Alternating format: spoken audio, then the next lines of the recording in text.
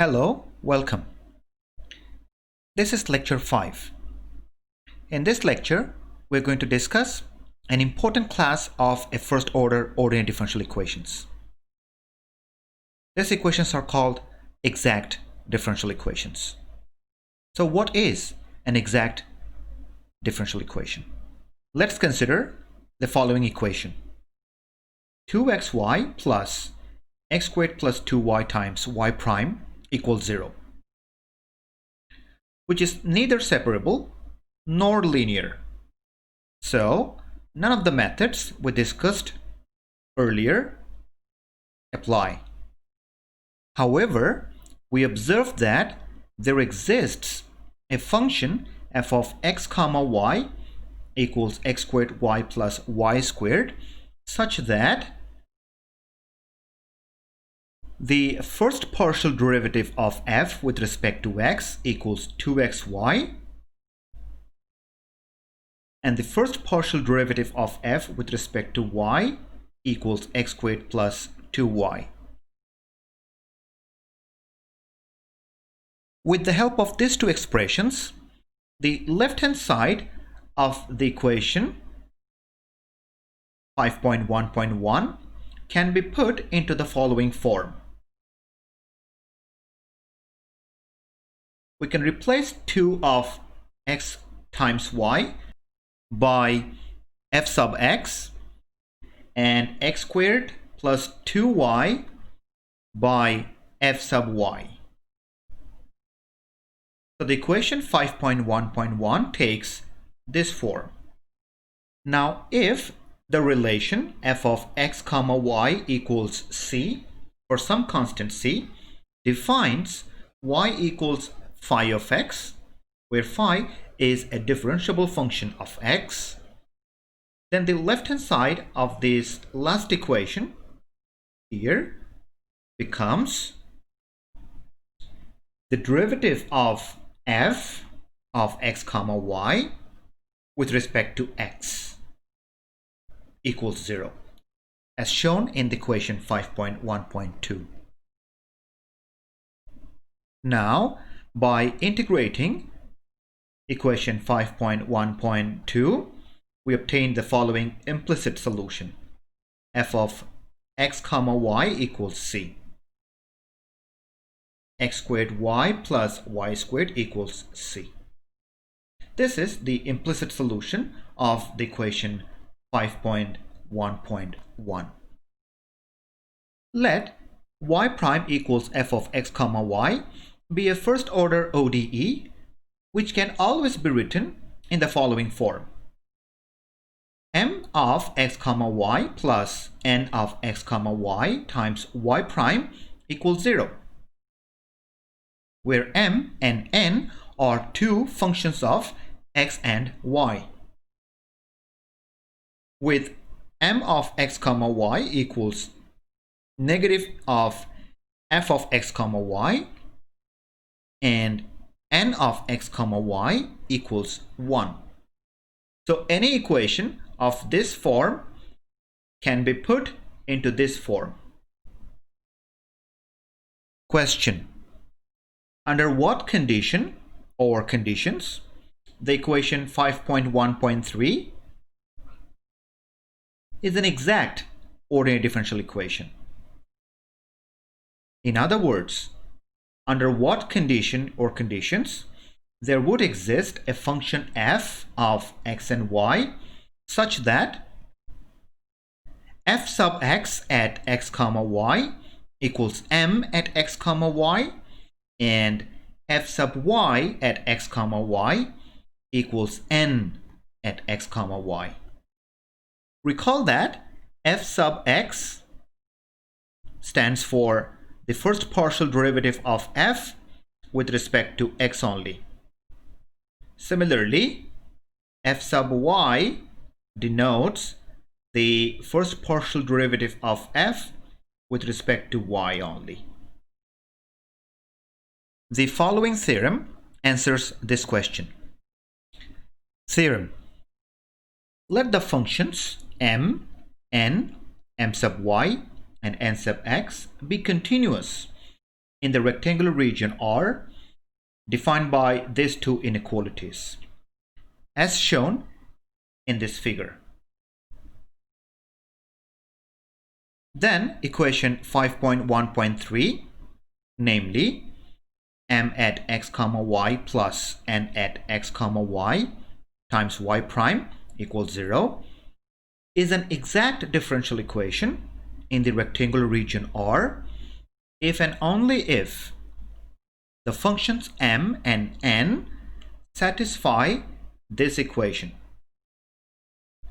M sub y at x comma y equals n sub x at x comma y at each point of the rectangular region R.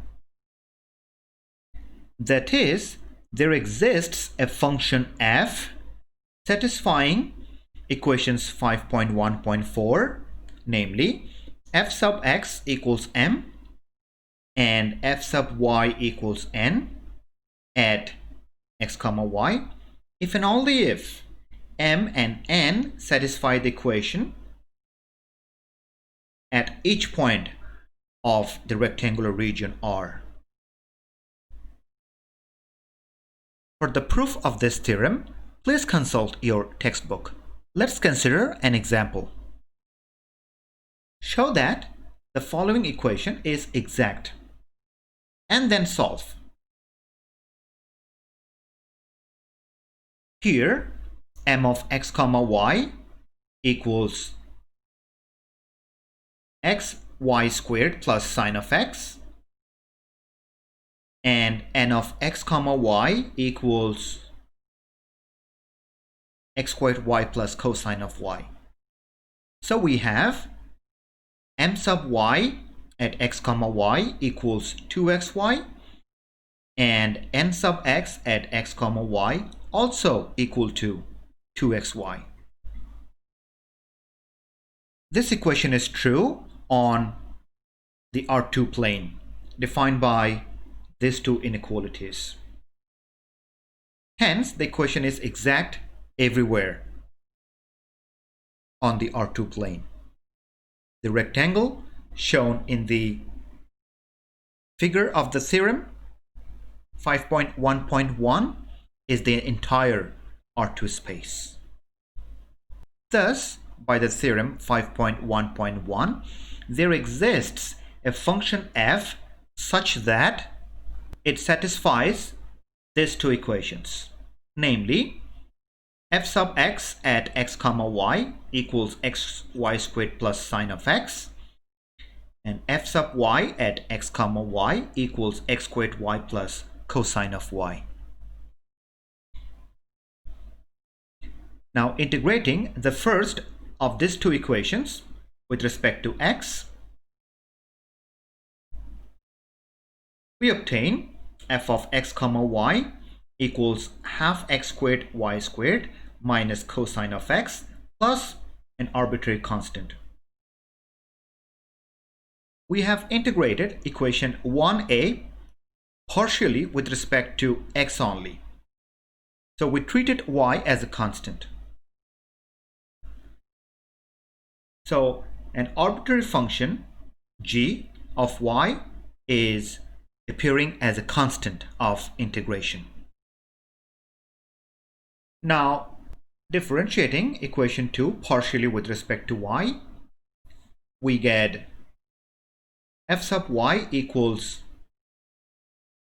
x squared y plus 0 here plus g prime of y.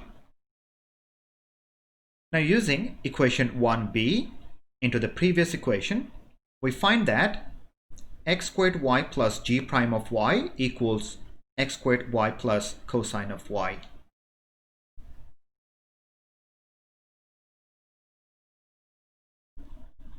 By cancelling the common terms from both sides, we obtain an equation g prime of y equals cosine of y, which when integrated with respect to y gives g of y equals sine of y. The constant of integration in this equation can be omitted, since any solution of this differential equation is satisfactory. We do not require the most general equation.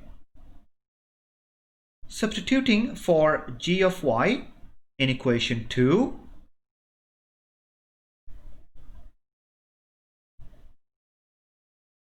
we obtain this expression for f of x comma y. Hence, solutions of the given equation are implicitly given by this equation. F of xy in the left hand side equals some arbitrary constant c. Integrating factors.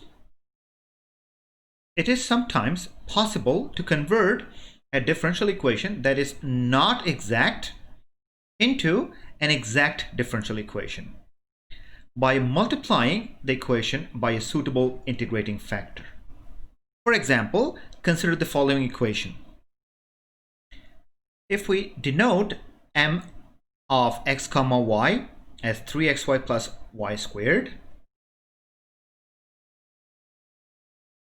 and n of x comma y as x squared plus xy, then we find m sub y equals 3x plus 2y and n sub x equals 2x plus y. And we see that m sub y equals n sub x only along the line x plus y equals 0, because m sub y equals n sub x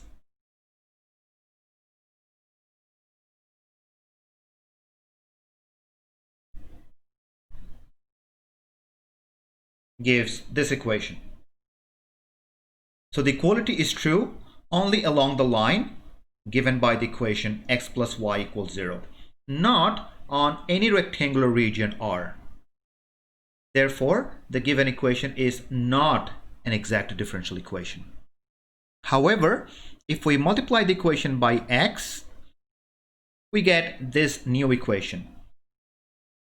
This is now an exact equation, since if we differentiate this expression with respect to y only and differentiate this expression with respect to x only, we get the same expression, 3x squared plus y squared.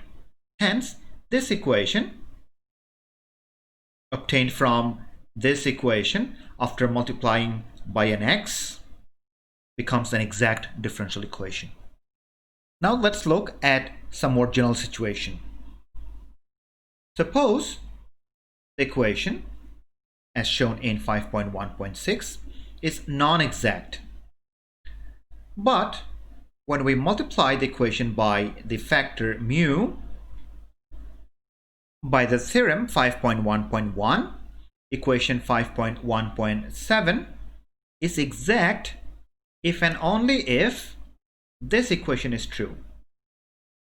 Namely, if we differentiate this expression partially with respect to y and differentiate this expression partially with respect to x, and if they are equal.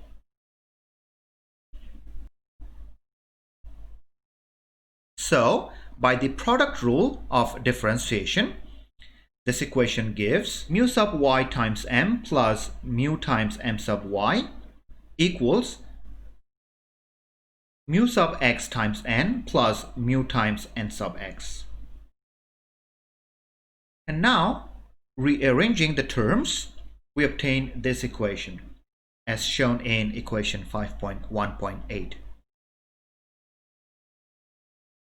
If the equation 5.1.6 has an integrating factor, it must satisfy the equation 5.1.8.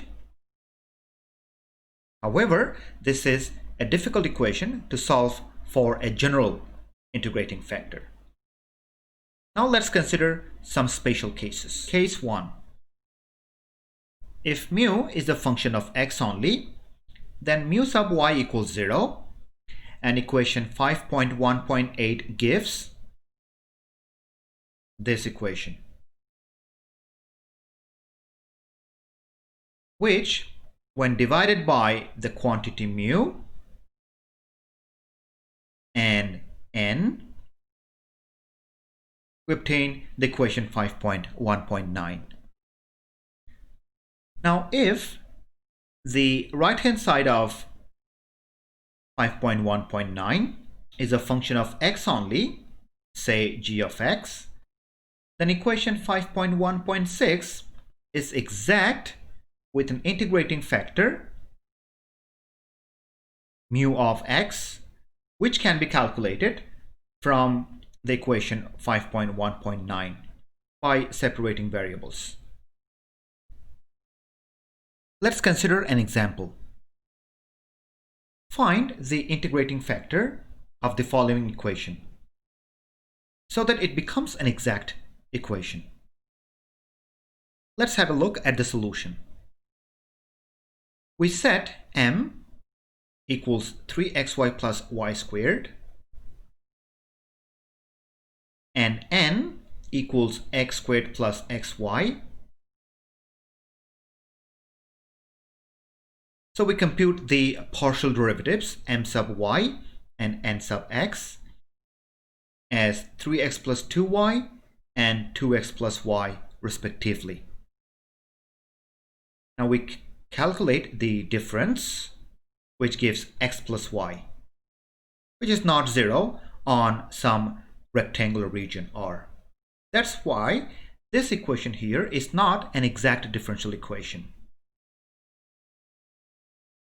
Now let's compute the quantity m sub y minus n sub x over n, which simplifies to 1 over x, which is a function of x only. Therefore, the equation 5.1.9 gives this differential equation. And we obtain the solution of this equation just simply by integrating.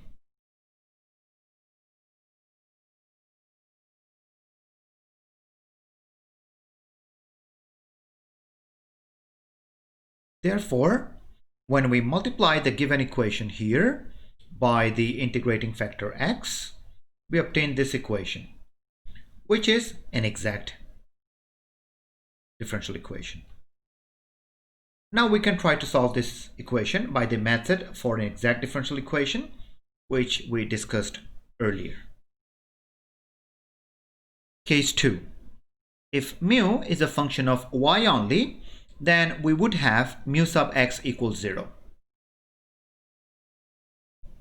And we have from equation 5.1.8 the equation 5.1.10.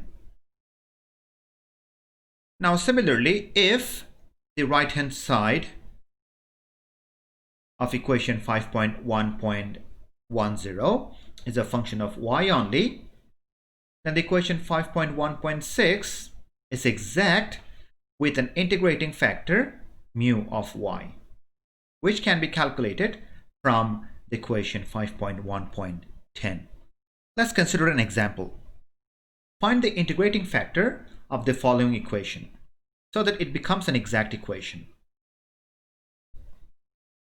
If we calculate the partial derivatives of m and n, where m is y times cosine of x and n is y plus 2 times sine of x, we would obtain this expression, negative of y plus 1 times cosine of x, which when divided by negative m simplifies to an expression which is a function of y only. Now we can try to calculate the integrating factor mu from this expression and try to make the given equation an exact differential equation by multiplying the equation by mu of y, and then we can try to solve it.